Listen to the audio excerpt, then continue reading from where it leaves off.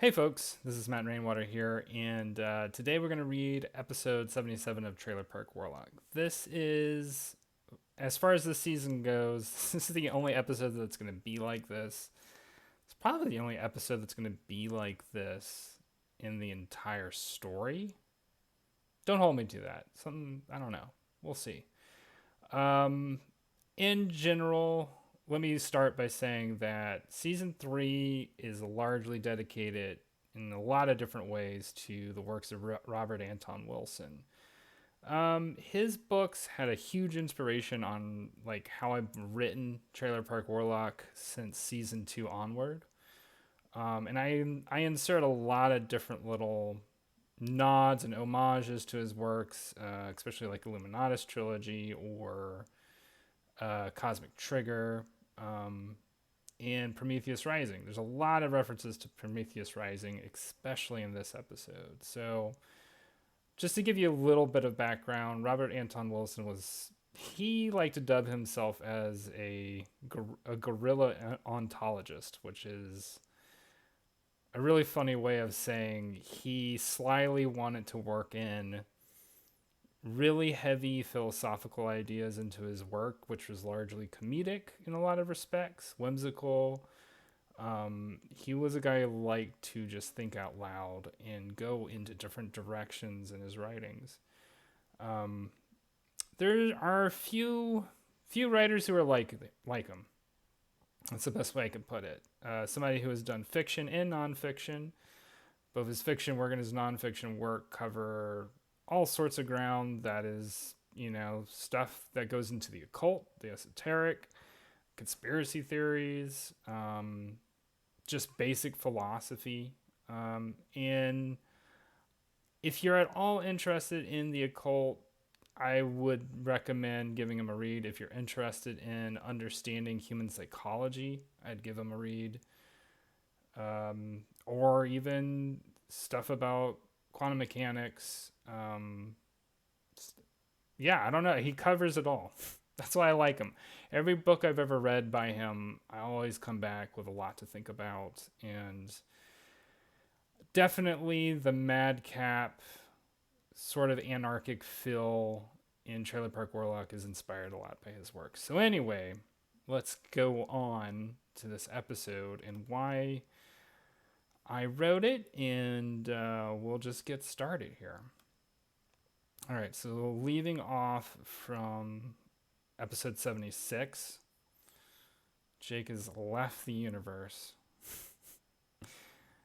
And here we go. This is coming out a long way just for little old me. God dang, boy, you're too young to be hanging out with us old folks. So, yeah, that's Gran, of course. Behind Napoleon, you can make out a very interesting figure. I won't say who. You can determine for yourself. Julie, it appears to me your grandson might be experiencing sort of out-of-body phenomenon. That would explain the whole bare ass thing, wouldn't it? So yeah, I have dinosaurs. If you wanted to put it together now, they are. Jake has entered the afterlife, which exists outside the universe in this story, and there are dinosaurs in the afterlife. Uh, why not? I mean, I feel like there'd be a lot of dinosaurs. I don't have time to guide them back down right now. I got a bridge game with Jonah Arc that needs getting to. Would you mind? With pleasure, Julie. Jake, I got places to be right now, so if you just follow the Puka's directions here, you're gonna be alright. And of course, there's Napoleon, because why not? Don't do anything I wouldn't. Oh, avoid the big blazing stairwell over yonder, too. It gets real dicey. Love you, darling. See you next full moon. And who knows what is at the blazing stairwell? It could be heaven, could be hell. If I understand correctly, your name's Jake then. May I return the favor and introduce myself? People around the many pubs of Ireland tend to refer to me as the Puka, a nickname that seems to have stuck in this incorporeal realm. But I do, in fact, have a Christian name, which I prefer, if it pleases you, and that name sounds like Bob. So yeah, that's my big reference to the fact that this is kind of a stand-in for Robert Anton Wilson. The puka was something he talked about a couple of times as sort of a well, like in Irish mythology, basically the puka exists as sort of a not really a not really a spirit guide, more like a trickster spirit that gets people into situations where that may or may not be revealing to them. I see an inability to speak at this time appears to result from the bizarre chemical cocktail undoubtedly ravaging your physical body. I suggest you take this moment to let go and just enjoy the ride, Jake. And so we go. The first law of all magic. I'm scrolling a little bit slow here. Let's pick it up. I promise it's not likely to bore you too much. I hope the dark void on the way over to the hereafter was not too startling. People often report to me that the cosmic Christmas donut segment of the trip is eerie, but I find them beautiful. Did you ever guess there might be more than one donut floating in the eternal void? Of course, eternal might be a hyperbole. Who knows if it's really eternal? So yeah, that's if you haven't put that together, all those Tauruses are all for multiverses basically. Much like our blank void, we usually don't fall forever in this space, but while I have you, mind if I ask you a question? I ask this to everyone I meet, to get to know them better, especially when we're falling for long eternities. Question here, real quick. What do you suppose is in that pipe? It's probably not tobacco. That's all I'm saying. So anyway, I was just wondering if you happen to know, who is the master that makes the grass green? This, by the way, is that question. I don't think it's Robert Anton Wilson's question. He states it as a Zen koan that he came across, and the basic notion behind this Zen koan, which becomes it becomes the theme of this whole episode, is what determines the properties of things in the world. We'll get to that. I'll get that with you a little bit later on in this episode. Some, but not all. This is also a very big nod to Robert Anton Wilson, because he came out with this term his phrase that he termed some banal, which is basically a way of, instead of saying all, because he felt like in language we use too many essentialist statements, like saying all crows are black, or all wood is brown. There are situations where that may not actually be the case. So if we wanted to be more accurate in our language, we would say some banal, or some but not all, to state that there are actually cases or situations where that doesn't happen. So anyway, back to the story. Some, but not all, in fact, far from all, come up with the same answer. I'm not sure if it's a question with a single answer, but I do have my favorites. By the way, God uses green nail polish, just so you know. Many people answer, well, of course the master is the creator of the cosmos, and so everything within it, such as the grass. I've always wanted to, let me do that. I want to do that again. Many people answer, well, of course the master is the creator of the cosmos, and so everything within it, such as the grass. I've always wanted to ask the creator myself, but I can never seem to run into them at the ice cream socials. To be fair, they're probably quite busy. Others have answered, well, surely this is a trick question. There is no master, as everything was created by blind luck and the permutations of chance. I suppose there's no cosmic rule dictating the grass has to be green, or even that there should be grass at all. And besides, depending on the perspective, they might seem. Let me do this one more time. And besides, depending on the perspective, they might see something very different from the color green on a given day. I prefer indigo myself. Perhaps lawnmowers feel differently on the subject. Do you suppose they have a say in all this? I've never had the chance to ask. Bling! It's kind of an oblique reference to Pink Floyd's Dark Side of the Moon, because why not? I mean, we're already tripping balls in this episode. And just so you know, the apples and pentagons are also another. I guess more broadly, they're not as much a reference to Robert Anton Wilson, although it does involve his work, as it is a reference to Discordian ideas, which that's a whole other thing. Discordia is a prank religion, and it kind of teeters between prank religion and not prank religion. But let's just say it's a prank religion. And the main principles of Discordia is the worship of Eris, goddess of discord. And so the apple, the golden apple, is linked to Eris, who used the golden apple of discord to create chaos between all the gods in the Olympiad. It's about as far as I'll go into it right now, but there's a whole lot more to it. Now, this is a novel approach to the question. Vroom. I like Jake's.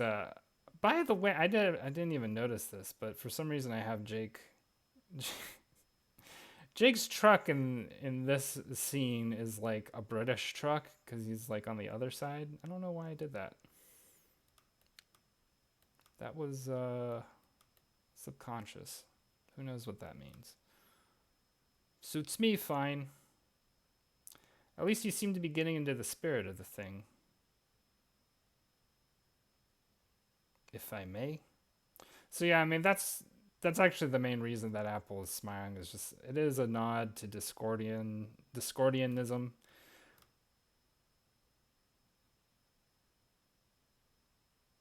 Boom. I like this scene a lot. It was really fun to draw. Put. Wham. I needed a scene through this that was just kind of like pointless noise and violence and fun. I apologize if my first question was too much to answer. Maybe I can try another icebreaker then. I have so many questions I like to ask fellow travelers. I never seem to run out of them. Maybe it's because I'm pulling from robust source material? I'll try a lightning round style of questioning this time. I mean, you know, life is a pretty robust source material. First question. What were you before you were you? Second question. What is a you anyway? Third question. At one point, you were at least two before you were one. So how many of you does that make you going all the way back to the beginning?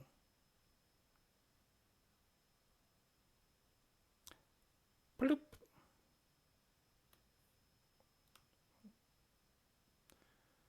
It can't be infinite, can it? After all, which beginning counts? The frying of the current donut or the rolling of the first dough? Or does it go all the way back to the baker or the baker's parents? I feel like that's an alright, I kind of like the way that I worked that in because it ends up also referring to Jake Baker, right?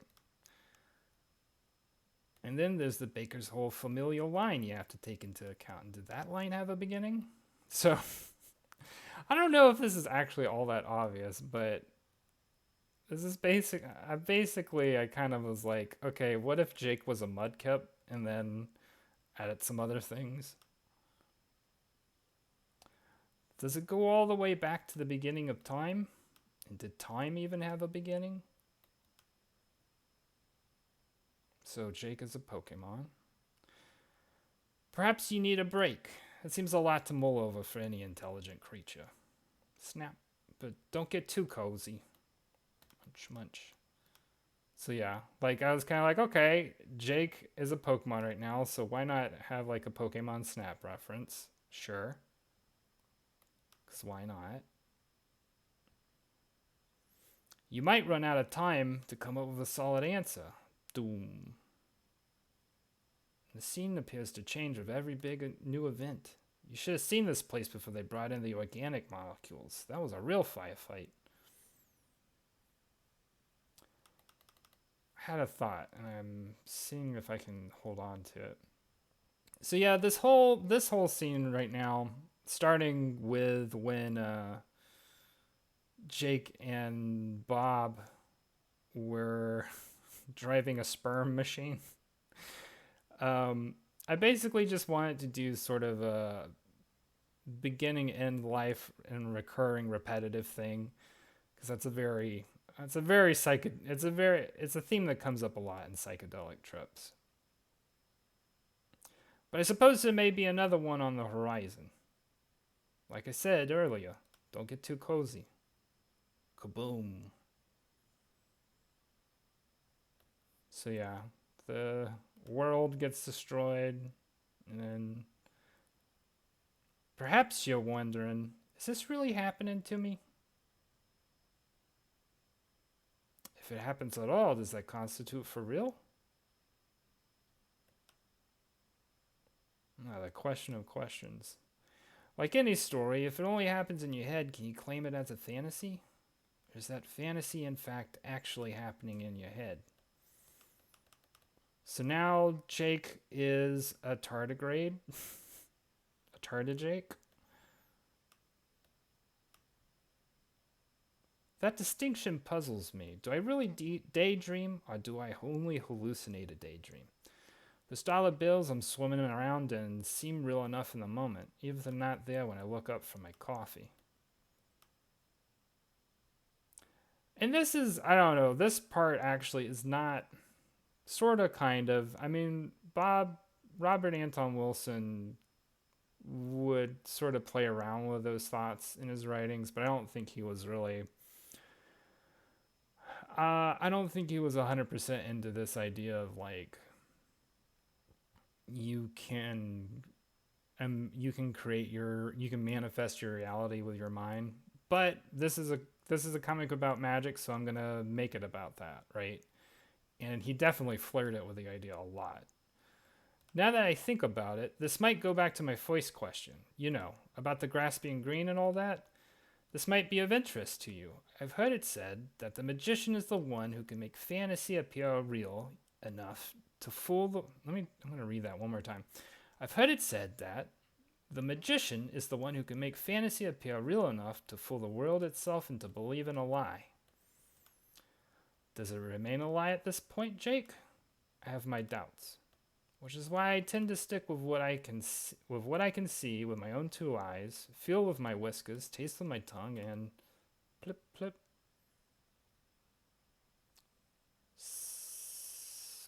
Well, you get the picture. Suffering soliloquies, but I've gone on too long. Foom. Before I leave you, Jake, or perhaps before you leave me, let me leave you with a thought. Every line has two sides, wouldn't you say? So I actually got my idea for this particular segment starting with this question from a deck of cards called what is it called? I'm going to check on it real quick. I think it's called Oblique Strategies. I want to check on that. Yeah, Oblique Strategies. So Oblique Strategies is kind of functions a little bit like a tarot deck, but not really. It was made by the musician Brian Eno and a friend whose name I can't remember, unfortunately. But as a creative tool, they made a deck that was full of, you pull a card and it just says something sort of vague and not really mysterious, but it usually references to some sort of creative suggestion. And it's full of like all kinds of different things, basically. Look, I'll draw a card because I have an app for it right now. So I just drew a card on this app and it just says, ask your body.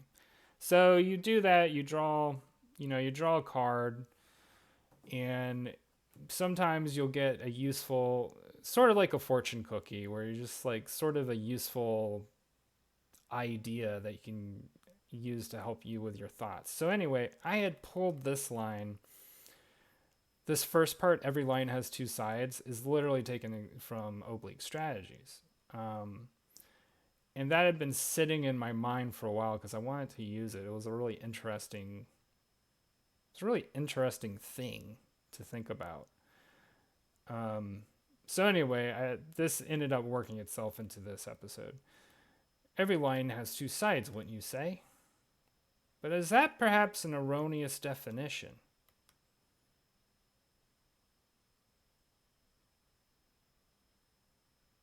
Would it be more appropriate to say a line appears to be the division between two or more perspectives? And that part is a very, very Robert Anton Wilson sort of application. He had, and I don't think it was his invention, but he started writing several books in what's called E prime. And E prime is it's English, but you remove all of the